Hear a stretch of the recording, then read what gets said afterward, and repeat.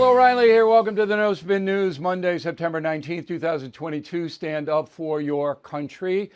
About 4 billion people watched the Queen of England be buried today. Her funeral occurred today.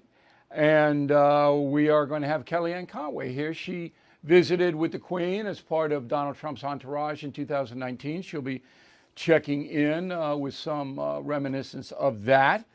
We also want to keep you alive. The king is dead, 96, good life. We want to keep you alive.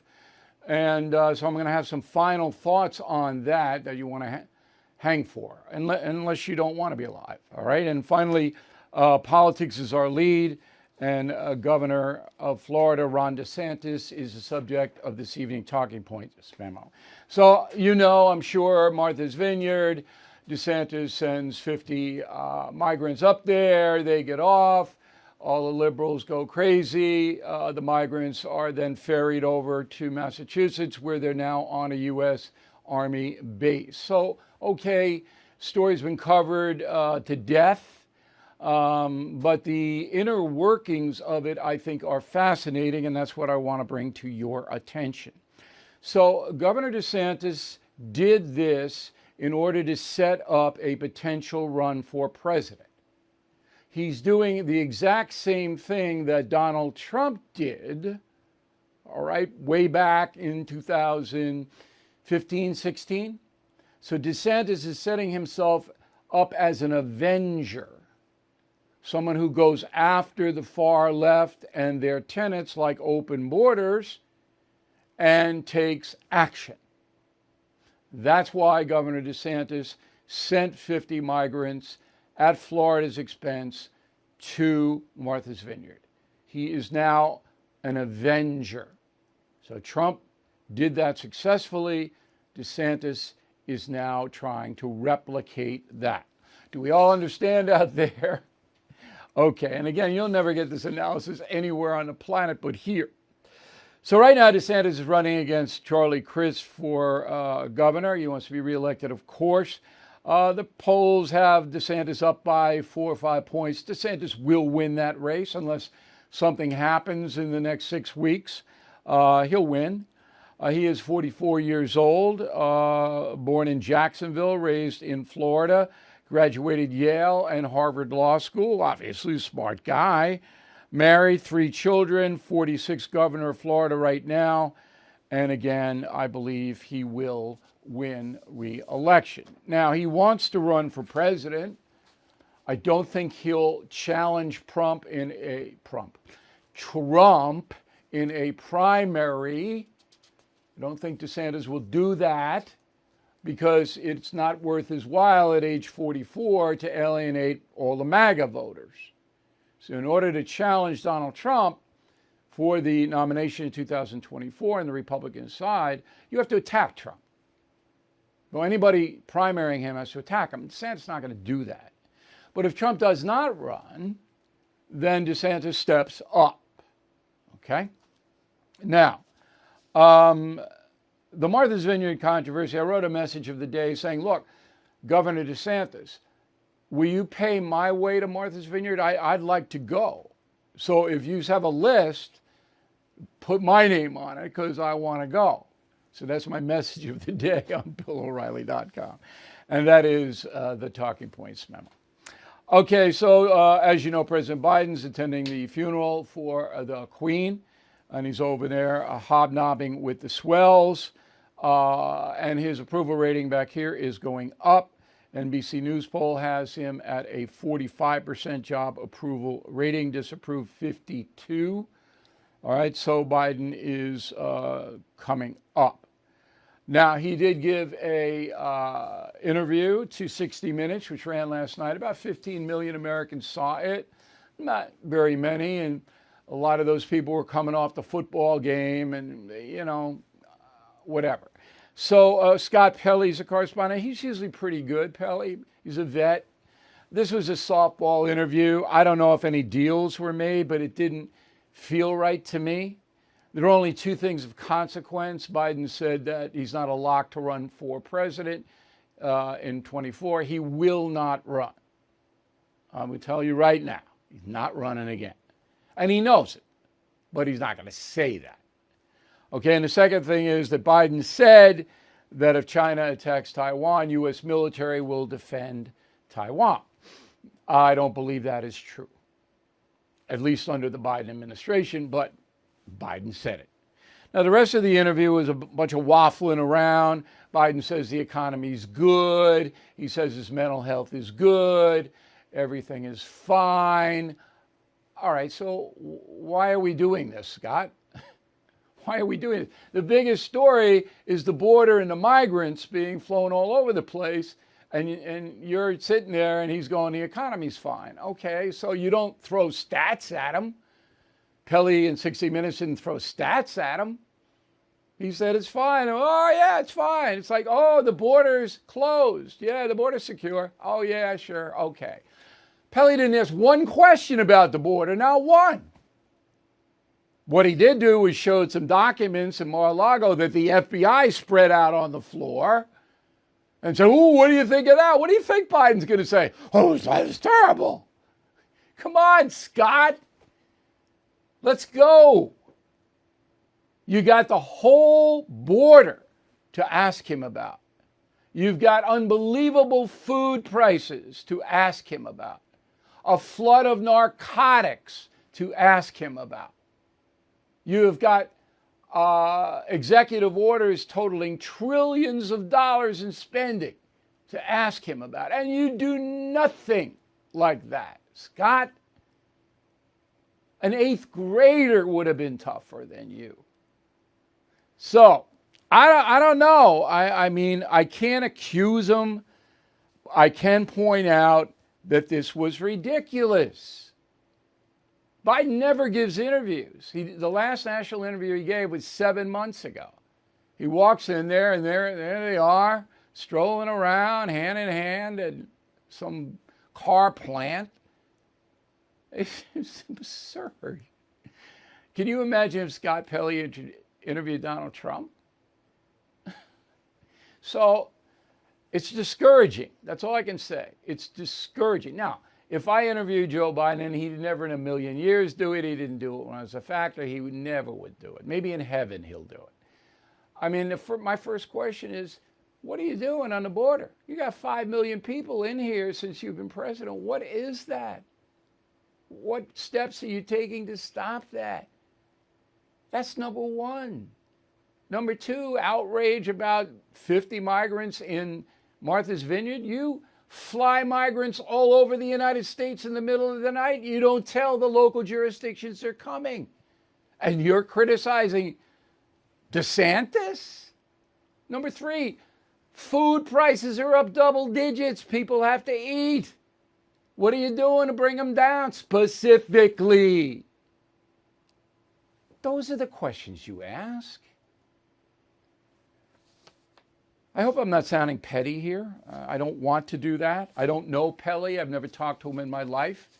But I'm sitting there going, what are you doing? If you are stuck in a timeshare and you haven't called Lone Star Transfer yet, what are you waiting for? Lone Star Transfer has helped more than 16,000 happy customers. They are family-owned, have a 99% success rate. Their process is done legally, ethically, and quickly. I mean, does it get better than that? The team at Lone Star Transfer will keep you informed every step of the way until you are legally and permanently released from your timeshare. So, don't pay another penny for a timeshare you don't use. Get peace of mind today with Lone Star Transfer. They guarantee the release of all liability to your timeshare in writing and in a specific time frame. Give Lone Star Transfer a call for a free no-obligation consultation. 855-551-7066, 855-551-7066, or online at lonestartransfer.com. All right, Queen's funeral, as I said, 4 billion people watched it. That breaks the record of 3.5 billion who watched Muhammad Ali open the Olympic Games in Atlanta in 1996. Now, I write about Muhammad Ali, as you know, in my upcoming book, but Muhammad Ali he was first, and now the Queen is second. 2,000 people attended the service or some part of it. About 1 million people flowed into London for this event. And we wanted to get an inside view of the Queen of England, Queen Elizabeth. So who better than Kellyanne Conway? And she is in D.C. Now, she has a memoir. You may know about it. Here's the Deal, and that's a good book. I read it. But for our purposes today, in 2019, from June 3rd to June 5th, Ms. Conway accompanied President Trump to England and was in the presence of the Queen. Correct? Do I have all those facts right? You do, Bill. It's great to be with you again. And I write about this particular state visit by President and Mrs. Trump and their American delegation because all of the remembrances by those who knew her and honored her and loved her best, Her Majesty, we saw that in one limited engagement over a couple of days. And I shouldn't call it limited engagement because I was really struck by how they rolled out the red carpet for President Trump and the American delegation in that particular state visit. I will tell you that the Queen, Her Majesty, and Prince Harry, they basically alighted from a movable wall for a scheduled greeting with about 20, maybe tops 24 of us from the States, greeted us, and then we all sat down to a larger lunch. The next day, or maybe it was that night, we had the state dinner. I was escorted by her cousin, Prince Edward, and in every instance, she was curious. The word engaging, I must keep saying, because inquisitive, curious, of course, gracious.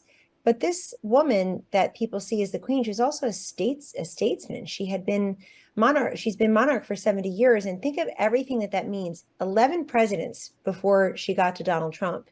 And yet this was the first one who had never before held political office or military office.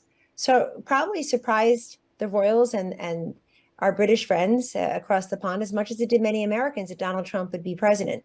But they absolutely were so lovely to the Trumps, the Trump family, the senior staff. And I will tell you also, we had a dinner on a separate night at Windsor House, which of course is where the American ambassador to the United Kingdom, the Court of St. James resides. And Woody and Susan Johnson hosted us there. This was a dinner in honor of then Prince, now King Charles.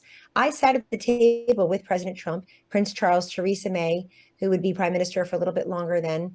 Sarah Sanders was there, a couple of other folks, Mr. Hunt. And we just had a wonderful time. And I saw Prince Charles and President Trump interacting, yes, talking about policy, but also just enjoying each other's company. And you know what, Bill?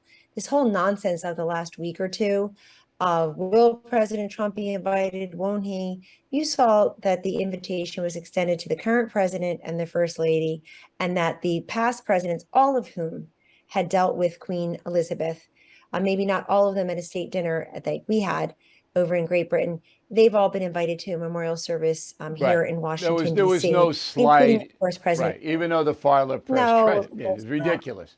Okay, Bill, they do that on everything. But I want to get real down.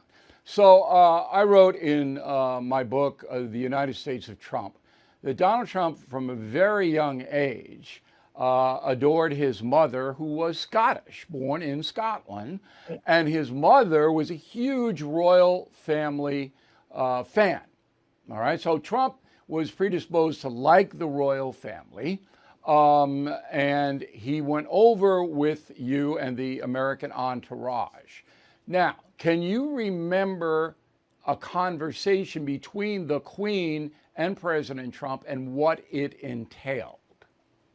Well, yes, they probably had private conversations to which I'm not privy, but the ones I did witness, exchanging obviously very nice salutations, but also talking a little bit about who is this person, what does that person do. Remember, we had cabinet officials there as well. Members of her family were there, members of President Trump's family were there. She is first and foremost about public service and family and how that all melds together for the royals. And yes, they talked about, Theresa May was just about to leave as prime minister and Boris Johnson was to come in. And they talked about different issues going on in the world. I remember them talking about immigration. I remember them talking about the longstanding relationship between the two countries. I remember him talking about the economy at home. I remember him talking about NATO And, these are just issues that the president feels comfortable raising with almost anyone. And I dare say, Bill, they had not encountered a US president, an American president like Donald Trump. And people watching this who don't like Donald Trump will say, you bet they haven't. He's this, he's that. The naysayers and the critics will be miserable all day long. Nothing we can do but pray for them, Bill. But I'm telling you that to be a world leader who has dealt with so many US presidents, and then to encounter President Trump, who she had already seen 2.5 years into his presidency, the volume and velocity with which he was operating. Remember, he had been abroad many times. He had given that powerful speech in Poland. He was challenging North Korea. He was containing China. He was pushing back on Putin. He made sure that the nuclear capable Iran was not salivating, as they are now, at our best friend in the region, Israel. He was recalibrating trade deals. And he was doing things that so many leaders say they're going to do everywhere and yet never do, because inertia is the most powerful physical force, and less. And well, I think it's fair to say that the British Crown and Ms. May and even Johnson, they were friendly to your administration, to Donald Trump. No question. Right. No Whereas question. Merkel, the German chancellor, hated you guys, and France, Macron was back and forth, and the European Union didn't like you very much. The strongest ally was London during the Trump administration. Now, King Charles, then Prince Charles. Do you know what he and Donald Trump talked about? Well, the conversation was for the entire table. There were 10 of us sitting there. I mean, it's a wide-ranging conversation. I'd say they're both very good storytellers. They have lived full lives, and they have seen their respective industries, if you will, from the chief perspective. They've been the guys in charge. And I wrote in my book, pages 341 to 343 are about this state visit. And in fact, I wrote in the book that we had this dinner honoring Charles, Prince of Wales. And I wrote in there that I was pretty sure Prince Charles was wonderful company, and we were all certain had never encountered a US president quite like Trump. The prince was laughing heartily as the president told stories and showcased his own sense of humor. The conversations during cocktails and over dinner were next level, which is true. Remember, we had other British officials at our table. And without disclosing all of that, because it wouldn't be necessary or proper, I would say what people will remember from that dinner was the levity and the friendship being passed on to the next president, in this case, Donald Trump. And what you said, Bill, is so rich and so true about President Trump's love of and affection for his mother, her Scottish heritage, and by extension, the royals. That's always a key. Bill, people never use the word humility. I remember once saying that with the gravity and responsibility of a role like President of the United States must come humility. And, people just ridicule that the way they ridiculed hidden undercover Trump voter in 2016. But it's all true. In the presence of the Queen, the president was very humble, and people always play that stupid video where he's walking in front of her. He didn't do that on purpose. She was behind. He was lovely to her. She was lovely to him. And I'm only saying that because I was there. It is not my place to characterize how any of the royal family felt or the Queen believed or said. I was there. Listen, this was not a one and done. This was not a drive-by cocktail party. Go have a couple weenie wraps and some Pims. This was an all-out blowout state visit. We took tours of that dealt with Churchill, that dealt with Parliament. We were, as I say, we had 2 dinners, 2 lunches. The president and Theresa May had a bilateral that was public, that the press were there, the international press were there. This was an action-packed 3-day state visit. No, it went very well. I remember it. Final question for you. Did you get to see the corgis? Holly, the terror dog, wants to know. You know what? I did see the corgis, and I've been a corgi owner for 30 years, Bill. I also have a George and a Charlotte, so I feel very connected as an American these days. I've had corgis for 30 years. They're a very special dog. And let me tell you, for corgi owners across the pond here in America, the late, great Her Majesty Queen Elizabeth is our queen as well, because whenever somebody said, what kind of dog is that? Looks so squatty, I'd say, well, it's a corgi. The queen has them. And that's a typical response. And I will say, instead of flowers, we went over and brought a little stuffed corgi to the British Embassy, which is down the street from our home here in Washington, D.C., with little notes. And last thing I wanted to say, for all the outpouring of affection, admiration, grace and dignity and just sheer honor and respect for Her Majesty. You remember there was a time when the monarchy was less popular than they are now, and I think I can't help but think that Queen Elizabeth, who saw the high of the highs and the lows of the lows, also can sympathize or empathize with other leaders who also maybe don't have public opinion on their side here and there, or being looked Oh, upon absolutely. She paid very attention. unfairly. Yeah, she You know, paid attention. I don't know if she's a big Boris fan, but she paid attention. not for Kellyanne, me thanks to very know, but she much. was lovely to us. She was lovely to us, as was Prince Harry and the royals. And we were told by the protocol office before we went, Bill, as you know, don't ask them any personal questions, don't say anything. But Princess Kate, now Princess of Wales, she said to me, "Do you have any children?" I said, "Oh, I have 4, including a George and a Charlotte." I was able to say that, and then I said, "I have corgis," and must have sounded like a little schoolgirl, but I took my opening to connect on a personal level. Absolutely. All right, the book is Here's the Deal, a memoir. Kellyanne Conway. Thanks for helping us out, Kellyanne. We Thank really you, Bill. appreciate it. Sure. All the best. Inflation at its highest level in 40 years. Interest rates skyrocketing. We all know that. Market experts like Jamie Dimon, CEO of JP Morgan, not only predict a recession, but are using scary terms like economic hurricane and unprecedented. So, you need to call the only precious metal dealer I trust, American Hartford Gold. They will show you how to protect your savings and retirement accounts by diversifying your portfolio with physical gold and silver. Please call them today, and they will have physical gold and silver delivered right to your door or put inside your IRA or 401k. They have thousands of satisfied customers. They're the highest rated firm in the country with an A+ rating from the Better Business Bureau. Tell them Bill O'Reilly sent you, and they'll give you up to $2,500 of free silver on your first order. Please call 866-501-5201, 866-501-5201, or text BILL to 65532. Again, 866-501-5201, or text BILL to 65532. Here is the final thought of the day. So you can't see it because my makeup artist is so good. But right here on my head, my line right there, I had a bunch of stuff taken off by my brilliant dermatologist late last week. And not only there, but it was like I was at the Little Bighorn with the Native Americans, a tomahawk. Now, I have to do this or I'm going to die because my father died from melanoma. And I was a lifeguard / water safety instructor in my teenage years, and there was no sunblock back then. I mean, people were using aluminum foil put under their chin to get more sun on their face. And then I went to Miami and taught high school, and we were always out in the hot Florida sun. Now, I didn't know this was going to happen, but I'm blue eyes, I got fair skin, I got stuff. Boom, boom, boom. So every 8 weeks, I go to the dermatologist to get this taken care of before it amounts to anything, because if it's malignant, if you have anything on your body, you got to then get deeply cut. This is just surface stuff. It heals. And then I got to slap on all of this cream. It's such a pain. I can't tell you. But I've got to stay healthy. And my 2 weak points, and every human being has weak points in their body.